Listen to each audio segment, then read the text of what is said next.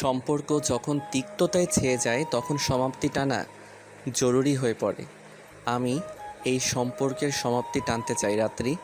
শুনতে তোমার হয়তো খারাপ লাগছে, কারণ আমাদের এই সম্পর্কের মেয়াদ 1 বছরও হয়নি। মেয়াদ বলতে গিয়ে সম্পর্কটাকে কেমন যেন পণ্য মনে হলো। আমাদের সম্পর্ক কি এমন তুচ্ছ ছিল? প্রশ্ন করে আদি চুপ করে রইল। সে উত্তর আশা করছে, কিন্তু ফোনের ওপাশে নিঃশ্বাসের শব্দ বই, অন্য কিছুর সাড়াও পাওয়া যাচ্ছে না। আদি বুঝতে পারছে ওপাশের মানুষটার চোখে এখন নিস্তরঙ্গ সমুদ্রের জল গড়িয়ে পড়ছে কপল বেয়ে, কিন্তু ভয়ের চোটে নীরবতা আঁকড়ে ধরেছে। সারাদিন আমি ফোন ধরে বসে থাকবো না রাত্রি। Answer me. আদি রেগে বলল। এতে চমকে গিয়েও স্বাভাবিক হলো রাত্রি। শব্দহীন কান্না চেপে জবাব দিল। আমার কিছু বলার নেই। ইডিয়েটের মতো কথা বলবে না। বলার কিছু নেই মানে কি? ভর দুপুরে আমার বিপি চড়িয়ে দিও না। আমার মন মেজাজ নিয়ে তোমার কিন্তু ধারণা আছে। রেগে গেলে আদি আরও কিছু বলার জন্য ক্রমশ উত্তেজিত হচ্ছিল, কিন্তু তাকে থামিয়ে বেশ শক্ত গলায় রাত্রি বলল। তবে উত্তর শুনে নাও। ন্যূনতম বিশ্বাস না থাকলে কোনো সম্পর্ক স্থায়ী হয় না।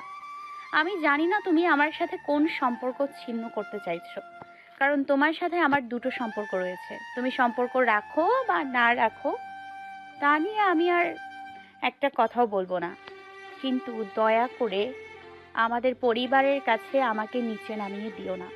দূরের সম্পর্ক হলেও তো আত্মীয়, তাই দেখা হলে অন্তত কথা বলো আমার সাথে, যেন আত্মীয় স্বজন টের না পায় তুচ্ছ কারণে আমাদের সম্পর্কের সমাপ্তি হয়ে গেছে। তুমি অনেক বেশি বলছো। আমি আমি এখন ফোন রাখতে চাই। কারো তীক্ষ্ণ মেজাজ আর চওড়া গলার কড়া কথা শুনতে চাই না। সম্পর্ক সম্পর্ক তো ছিন্ন করতে চাও, ঠিক আছে, করলাম ছিন্ন। আজকের পর মৃত্যু তোমায় আমার মুখও দেখাবো না। বুশরাকে নিয়ে সুখে থেকো। রাত্রি আদি ডাকলো রাত্রিকে, কিন্তু ফোনের ওপাশে কল কাটার শব্দ হলো। এতে আদি নিজের মাঝে অসম্ভব রাগ অনুভব করলেও ক্রমাগত ফোন করে গেল, কিন্তু প্রতিবার মেয়েলি কণ্ঠে একটা বাক্যই কানে ফিরে এলো। আপনার ডায়াল করা নম্বর এই মুহূর্তে সংযোগ দেওয়া সম্ভব হচ্ছে না। ঘাড়ের রগ ফুলে উঠছে। সজোরে ফোন ছুড়ে দিয়ে আদি গোসলখানায় চলে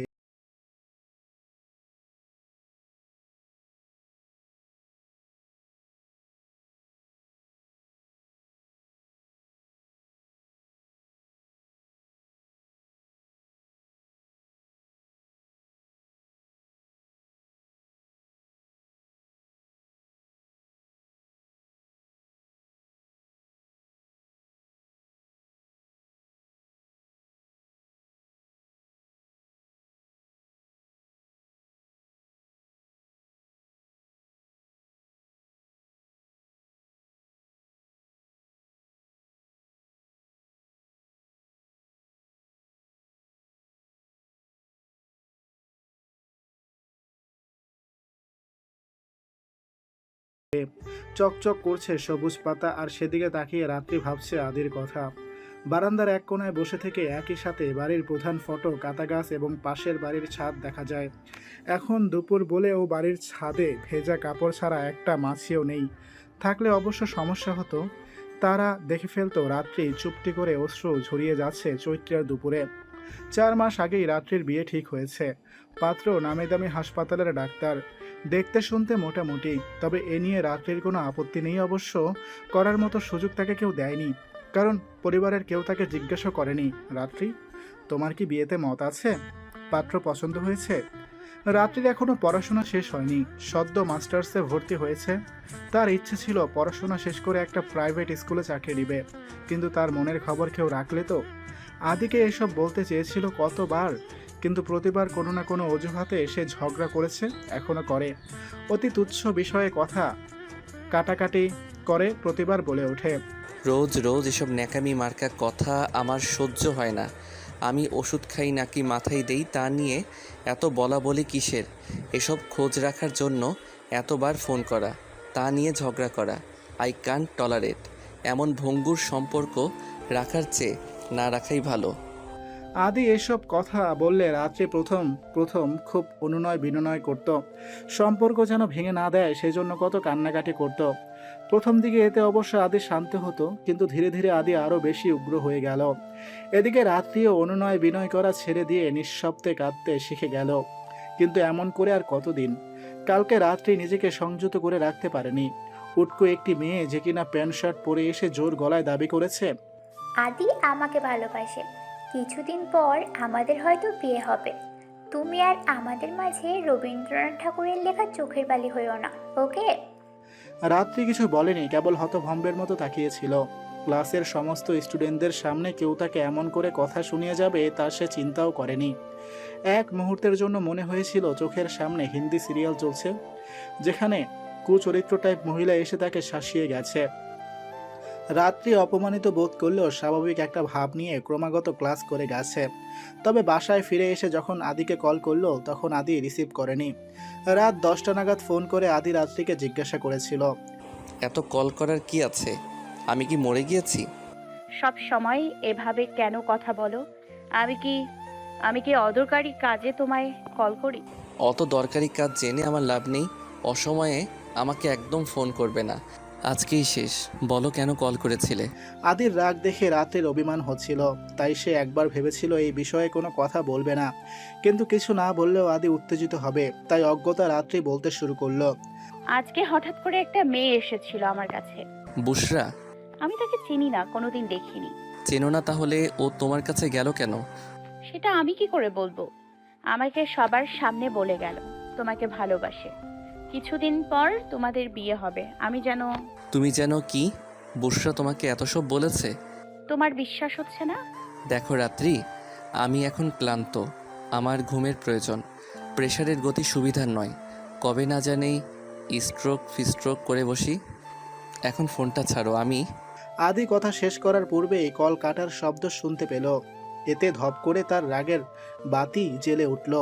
নিজেই রাত্রিকে ফোন করলো এবং জিজ্ঞাসা করল। কল কাটলে কেন?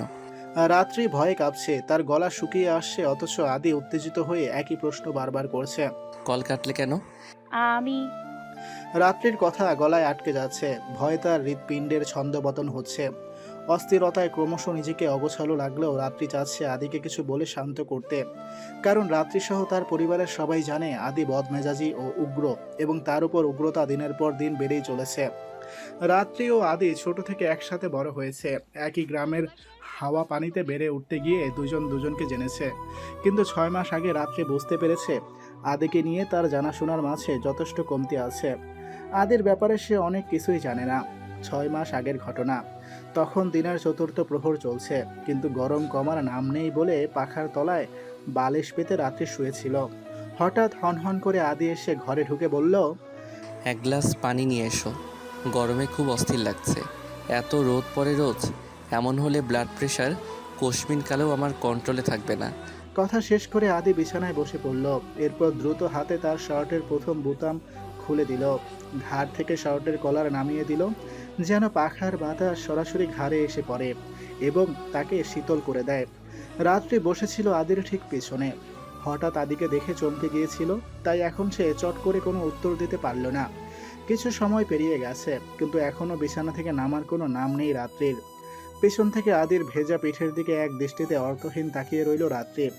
সাদা শার্ট ঘামে ঝপঝপ হয়ে পিঠের সাথে লেগে আছে, কি জানে কেন। তবে রাত্রি তাকিয়ে রইল অনেকটা সময়, এরপর আচমকা দৃষ্টি সরিয়ে সন্তর্পণে নেমে গেল।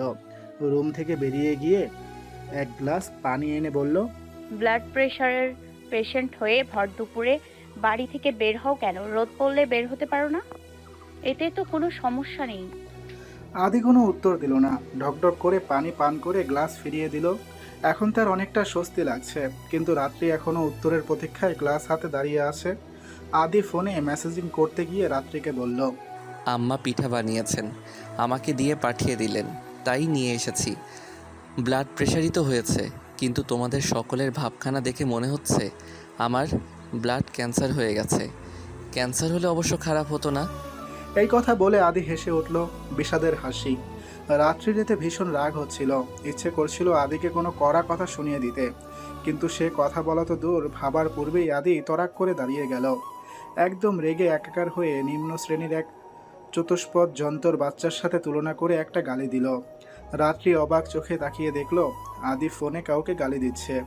2 মিনিট আগেও মানুষটি শান্ত ছিল, কিন্তু হঠাৎ করে কেমন উগ্র হয়ে গেল। রাত্রির সবকিছু এলোমেলো লাগলেও সে অযাচিত চিন্তা করতে লাগে। সে ভেবে পাচ্ছে না মানুষ রেগে গেলে কেন কুকুরের কথা মনে করে আর প্রশংসা করার সময় বাঘ সিংহের কথা। দুটোই তো চতুষ্পদ প্রাণী আর মাংস কামড়াই করে দিনাপাত করে। একটা বনে থাকে তো অন্যটা লোকালয়ে। এখন বাঘ বনে থাকে বলেই সে বাহাদুর, তাই মানুষের প্রশংসা করার সময় বলে তুমি তো বাঘের বাচ্চা। তাহলে মানুষ পাগল হয়ে যখন বনে বাজারে ঘুরে বেড়ায় তখন তাকে বাহাদুর আখ্যায়িত করা হয় না কেন? কই আছস তুই? স্কুল মাঠে দাঁড়া তুই, আমি 10 মিনিটের মধ্যে আইতেছি। আদি রেগে কথা বলে যাচ্ছে, ওপাশের মানুষটার কথা শুনে আবার বলে উঠল, শালা আমি একাই আসমু, কোনো মায়ের পোলারে আমি ডরাই না। অনেকে রেগে গিয়ে খুব ইংরেজি ছাড়ে, কিন্তু আদির কথাবার্তা চট করে আঞ্চলিক ভাষায় নেমে আসে। আদি কল কেটে দিয়েছে। ঘামে ঝপঝপ করা শার্ট এখন কিঞ্চিত শুকিয়ে এসেছে। গৌর মুখে ঘামের জলরাশি এসেছিল, তাও কিঞ্চিত মিলিয়ে গেছে, কিন্তু কপালের দিকের চুল এখনো ভিজে আছে। সেই চুলে হাত চালিয়ে দ্রুত বের হওয়ার প্রস্তুতি নিল আদি, কিন্তু রাত্রি তার সম্মুখে দাঁড়িয়ে জিজ্ঞাসা করল, হঠাৎ কি হয়েছে তোমার? এমন উত্তেজিত হয়ে কোথায় যাচ্ছ? ভর দুপুরে বের হয়েও না, তোমার গায়ের ঘাম এখনো শুকায়নি, অসুস্থ হয়ে পড়বে একটু। আদি দাঁত কিরমির করে বলে উঠল, সামনে থেকে সরে যাও। হারামজাদার কত বড় সাহস আমাকে তুই করে বলে? আমাকে বলে কিনা দেখে নিবে।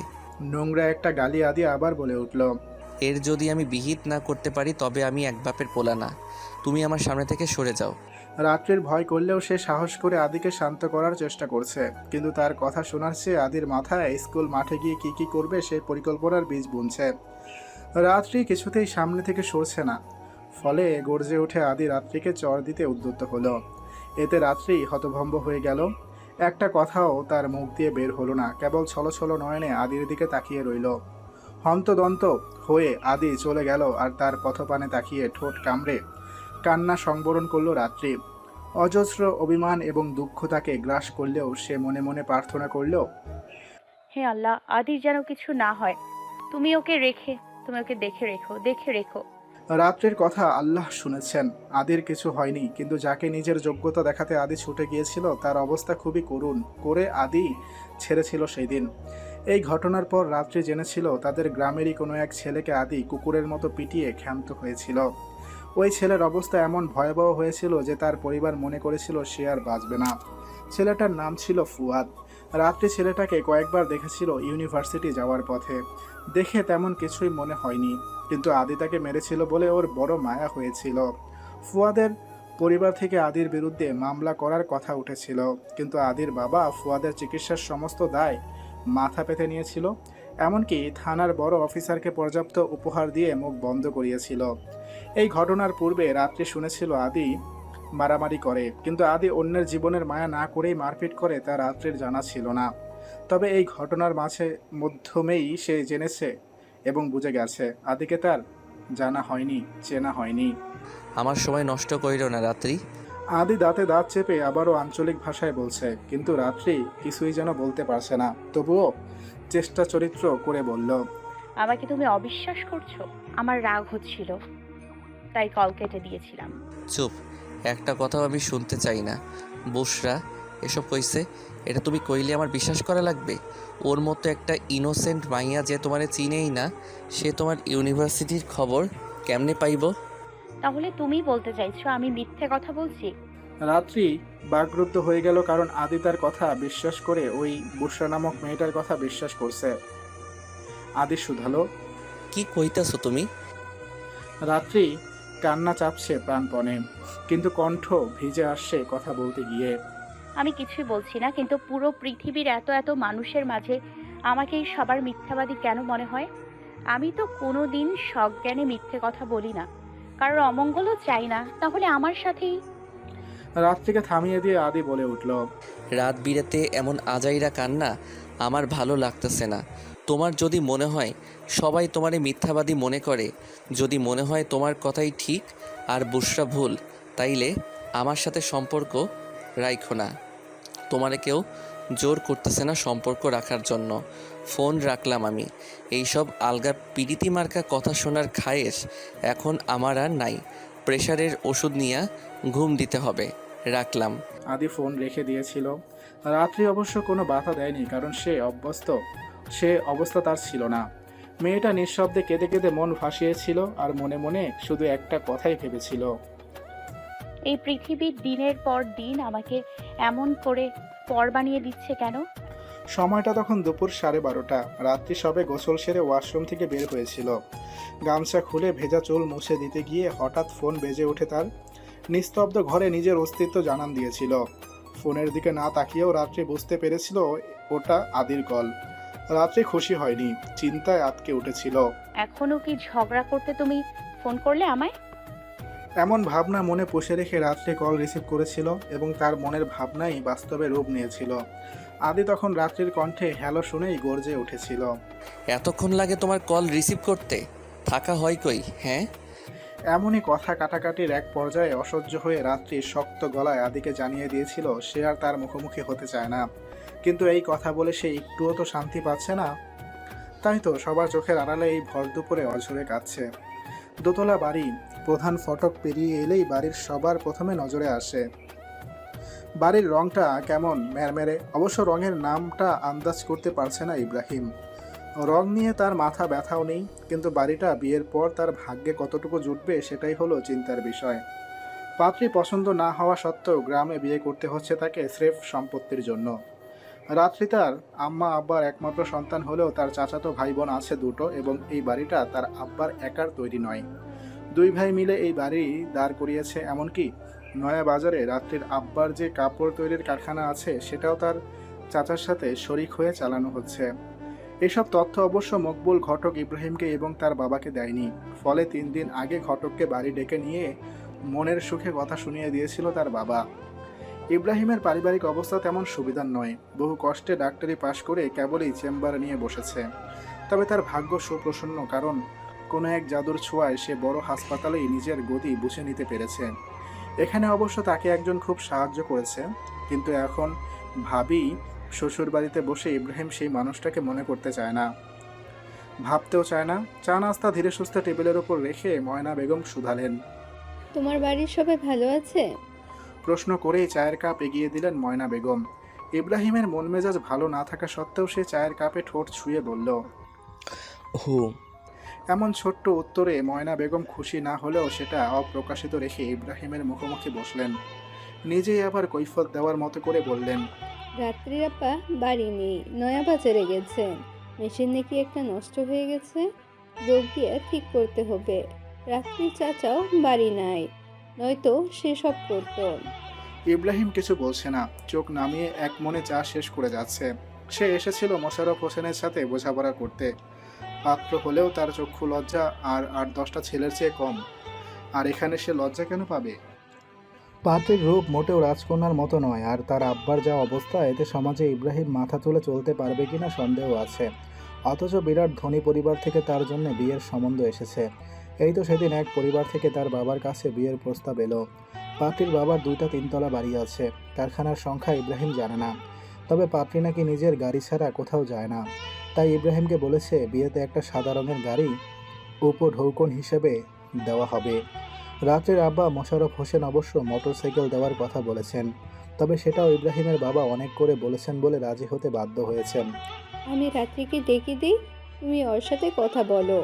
এর মাঝে ওর আব্বা নিশ্চয় এসে পড়বো। ইব্রাহিম এবারও পূর্বেকার সেই ভঙ্গিতে চা পান করছে আর মুখে তালা সেটে বসে আছে।